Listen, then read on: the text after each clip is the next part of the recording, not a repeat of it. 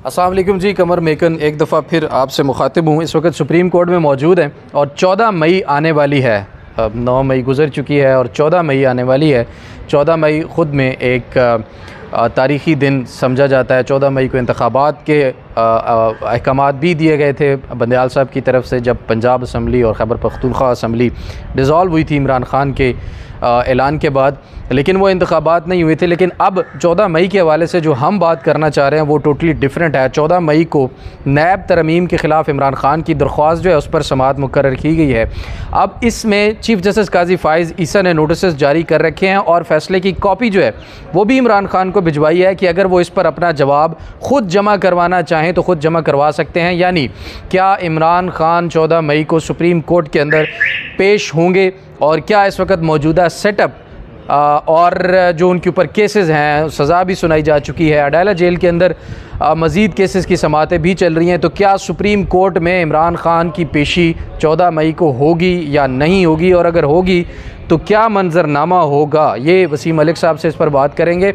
उसके साथ दूसरा 14 मई के हवाले से आम खबर यह है कि 14 मई को ही तौहीन अदालत की कार्रवाई इस्लामाबाद हाई कोर्ट में होने जा रही है। यानी कि जस्टिस बाबर सत्तार के जो डॉक्यूमेंट्स लीक हुए थे, जो फैमिली डॉक्यूमेंट्स जो है पब्लिक किए गए थे, उस पर भी तौहीन अदालत का केस है। और उसके साथ जस्टिस मोहसिन अख्तर क्यानी के ख़िलाफ़ जो रेफरेंस समेत जो खतूत लिखे गए उनको मुतनाज़ा बनाने के लिए, उनके ख़िलाफ़ प्रोपोगेंडा क्रिएट करने के लिए, जो कि बाद में नाकाम हुआ, और उसके ऊपर एक नाकाम तरीन स्ट्रेटजी के तहत जो काम किया गया वो सारे का सारा भी बर्बाद हो गया। और जो कोशिश कर रहे थे कि जजेस को मज़ीद मुतनाज़ा बनाया जाए वो नाकाम हुए। इस पर भी वसीम मलिक साहब से बात करेंगे।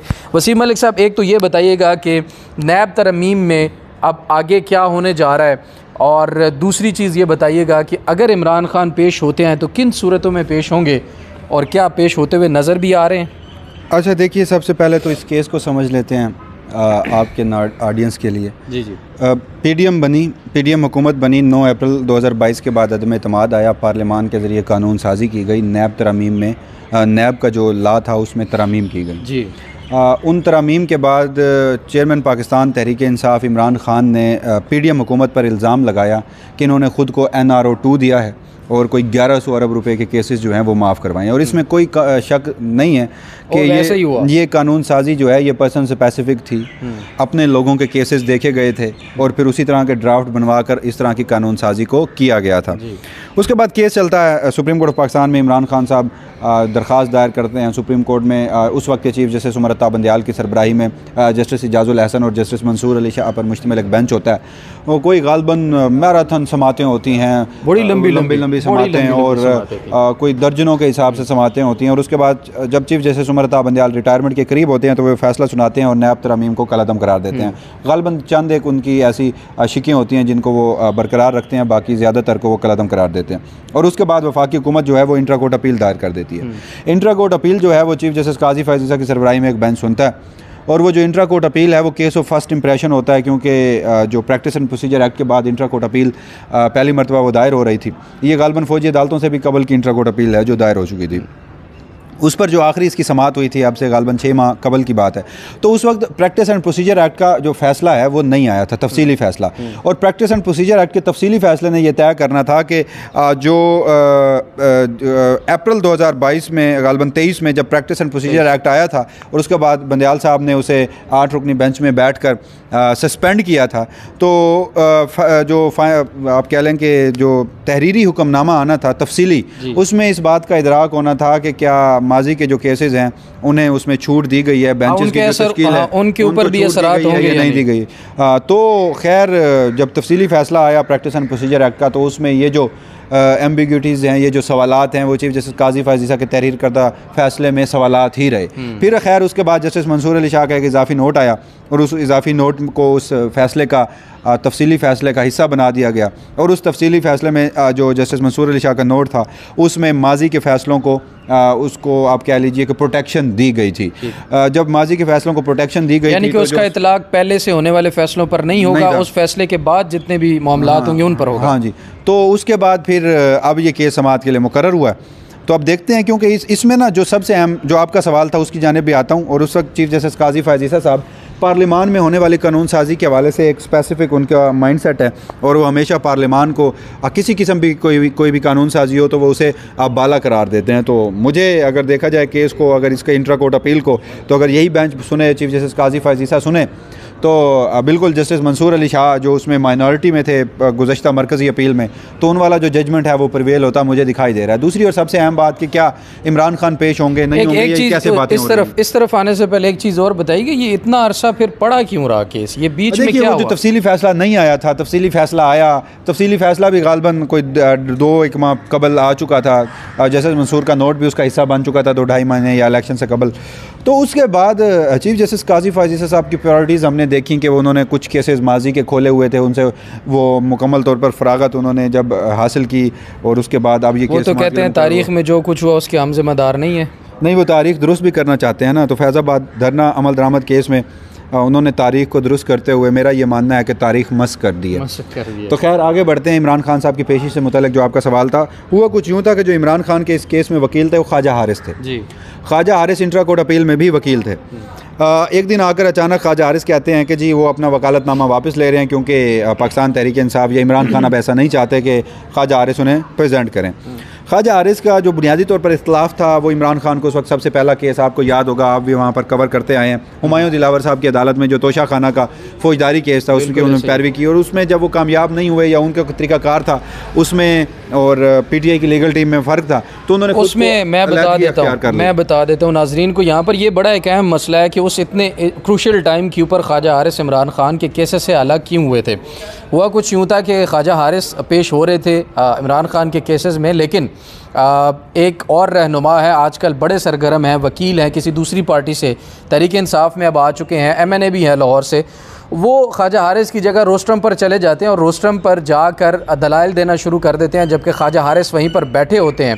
और चूँकि वकील ख्वाजा हारिस होते हैं तो उस पर फिर ख्वाजा हारिस एतराज़ करते हैं, जिस पर पाकिस्तान तहरीक इंसाफ की लीगल टीम जो है वो कोई अच्छा बेहतर रिस्पॉन्स नहीं देती। तो ख्वाजा हारिस साहब बतौर क्या कहते हैं एहतजाजन जो है इमरान खान के केसेस से अलग हो जाते हैं, ना सिर्फ उस एक केस से बल्कि तमाम के तमाम केसेस जो हैं वो इमरान खान के वो छोड़ देते हैं जी। तो जब ख्वाजा हारिस साहब इस केस से अलग हो जाते हैं तो अब इमरान खान उस केस में मरकज़ी दरख्वास्त गुजार हैं। तो गालबन गुज़श्ता समात का हुक्मनामा था कि फ़ैसले की कापी इमरान खान को भिजवाई जाए, और अगर वो इस केस को परसू करना चाहते हैं तो वो बता दें। अब देखिए, अगर कोई शख्स दरख्वास्त गुजार है और वो अपना वकील नहीं कर सकता तो वो गालबन ख़ुद भी आकर दलाइल दे सकता है, उस केस को परसू कर सकता है। तो सोचने को तो बड़ा ही एक दिलचस्प सूरत हाल लगती है कि कमरा अदालत नंबर 1 हो, इमरान खान साहब हों रोस्ट्रम पर, और बेंच में चीफ जस्टिस काजी फैज़ ईसा हूँ, नैब तरमीम का केस हो चल रहा हो लाइव, तो दोनों तरफ से ये लाइव भी चला दिया जाए। तो खैर अगर ये लाइव चला दिया जाए तो मेरे नज़दीक पाकिस्तान में अगर कोई फिल्म, कोई ड्रामा, कोई सबसे ज़्यादा व्यूअरशिप, तो ये ब्लॉकबस्टर एक कोर्ट रूम की अदालत। तो फिर आपको लगता है काजी साहब को यूट्यूब चैनल उस दिन टॉप ऑफ द व्यूअरशिप की सारी क्रॉस कर रहा होगा, मोनेटाइज हो जाएगा?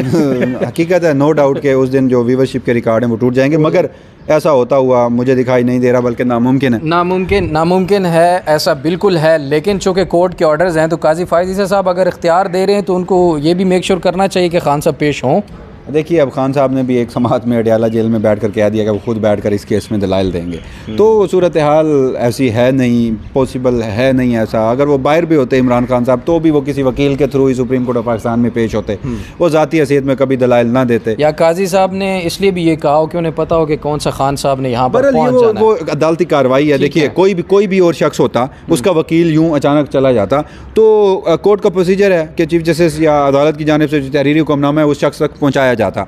अब यहाँ दूसरी तरफ इमरान खान है तो वो अहमियत उसको मिल रही है, वो खबर की सूरत अख्तियार कर रही है। तो ये खैर एक स्टैंडर्ड प्रोसीजर है मेरे नज़दीक। ठीक है, 14 मई को एक तो ये मामला है, अब देखते हैं कि इमरान खान अदालत में पेश होते हैं या नहीं होते। चीफ जस्टिस काजी फैज़ ईसा ने जो इमरान खान को इख्तियार दिया है कि वो ख़ुद पेश होकर अगर अपना मौक़िफ़ अदालत के सामने रखना चाहते हैं तो वो रख सकते हैं। अब इसके बाद उन्हें बाकी जो इजाज़त मिलेगी नहीं मिलेगी, उनको सुप्रीम कोर्ट में लाया जाएगा या नहीं लाया जाएगा, ये एक अपनी जगह सवालिया निशान है। लेकिन अगर लाया जाएगा तो वो भी मनाज़िर एक अलग होंगे कि अडियाला जेल से इमरान खान निकलें और फिर वो काफ़िला चलता हुआ सुप्रीम कोर्ट तक पहुँचे, और फिर सुप्रीम कोर्ट में जैसे वसीम मलिक ने बताया कि समाअत हो, ऐसा होता हुआ मुमकिन तो नज़र नहीं आ रहा।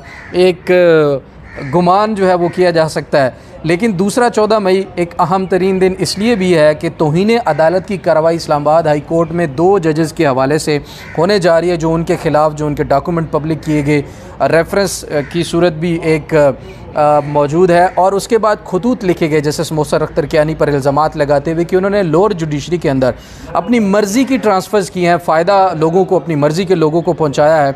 इसके ऊपर आप क्या देखते हैं? और अगर आपको याद हो तो कोई तकरीबन 6 से 7 दिन पहले जब इसके ऊपर तौहीन अदालत की कार्रवाई शुरू नहीं हुई थी तो मैंने आपको बताया था कि इसके ऊपर इदारा जाती रिस्पॉन्स आने जा रहा है और बहुत जल्द इसके ऊपर इस्लामाबाद हाई कोर्ट इदारा जाती रिस्पॉन्स देगा। उसकी सूरतें भी बताई थी और उसमें से एक तौहीन अदालत थी और अब तौहीन अदालत की कार्रवाई होने जा रही है।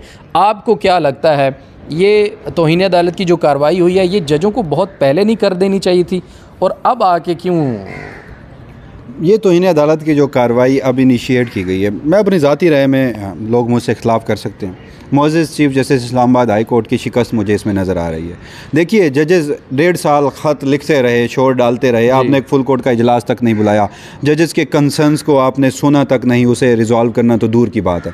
फिर जजेस ने अल्टीमेटली सुप्रीम जुडिशल काउंसिल को ख़त लिखा और वो जजेस इतने ताकतवर हो गए कि अब कंटेम्प्ट की प्रोसीडिंग्स आपको इनिशिएट करनी पड़ी जो आप नहीं करना चाहते थे। तो उसकी अब जो मैं वन लाइनर आपको बता देता हूँ, वो वन लाइनर ये है कि अब इस्लामाबाद हाई कोर्ट का जो अमली इंतज़ाम है वो मुझे इस्लामाबाद हाई कोर्ट के उन ख़त लिखने वाले जजेस के हाथ में नज़र आता है। तो बहरहाल ये एक अच्छा इक़दाम है कि अदलिया को मलाइन करना, फिर स्पेसिफ़िक किस्म की जैसे जस्टिस बाबर सत्तार के ख़िलाफ़ कैंपेन की गई और फिर जस्टिस बाबर सत्तार के जो डॉक्यूमेंट्स को लीक करना और मामला जो जस्टिस मोहसिन अख्तर कियानी का होना, तो ये इसकी कड़ी कहीं ना कहीं जाकर मिलती तो पाकिस्तान की फ़ौजी इस्टेब्लिशमेंट उनके मातहत वही खुफिया एजेंसी जिसका ख़त में नाम लिया गया और उसके जमात में वाज़े तौर पर लिखा और उनके ऑपरेटिव्स के साथ है। मगर अब बहुत सारे लोग इस पे ये भी गिला करते नज़र आएंगे कि जी इस्लामाबाद हाई कोर्ट है जो वो बड़े छोटे छोटे लोगों को, उस वकील को, उन कैंपेनर्स को या उनके ऊपर हाथ डाल रही है, जो असल कल्प्रेट्स हैं उनके ऊपर हाथ नहीं डाल रही। देखिए, इस सारे दौरान में अगर ऑपरेटिव्स तक ही अदालत पहुंच जाए और उन्हें बता दे कि यहाँ मुल्क में आइन और कानून है, अदालतें बगैर किसी मुदाखलत के हैं, अदालतें आज़ाद हैं, हर जज आज़ाद है, वो इस तरह के फ़ैसले कर सकता है, तो इन इक़दामात में अगर मुकम्मल तौर पर कमी ना आई, ख़त्म ना हुए तो कमी ज़रूर आ जाएगी। बहरहाल मेरे नज़दीक एक अच्छा इक़दाम है। और दूसरी तरफ जस्टिस बाबर सत्तार की अदालत में एक और केस भी मौजूद है, ऑडियो लीक्स वाला। उसमें भी बड़े अहम तरीन डेवलपमेंट्स हो चुकी हैं। कुछ इदारे, 4 इदारे, पैमरा, PTA, FIA, IB, ये दरख्वास्त लेकर आए थे कि जैसे बाबर सत्तार को इस केस से अलग हो जाना चाहिए। उसमें भी बड़े अहम तरीन सवालात जैसे बाबर सत्तार ने उनसे पूछे थे और फिर उनकी दरख्वास्तें खारिज करते हुए 5-5 लाख जुर्माना भी कहा था और कहा था कि क्या आप जो इदारा है ISI, क्या आप उसकी कोई प्रॉक्सी हैं, आप उनके कोई जो है तर्जुमान हैं। तो ये बातें उस वक़्त भी हुई थी, लेकिन अब चूँकि तौहीन अदालत केसेस में भी मामलात जो हैं वो सीरियस नौयत जो इख्तियार करते हुए हमें नज़र आ रहे हैं। लेकिन 14 मई का दिन फिर से अदालती तारीख का एक अहम तरीन दिन होगा और देखते हैं कि उस दिन फिर मज़ीद क्या डेवलपमेंट्स आपके सामने आते हैं। जो भी होंगी हम आपके साथ राब्ते में रहेंगे, आपके सामने तमाम तर चीज़ें रखेंगे। वसीम मलिक के साथ कमर मेकन को दीजिए इजाज़त। अल्लाह निगहबान।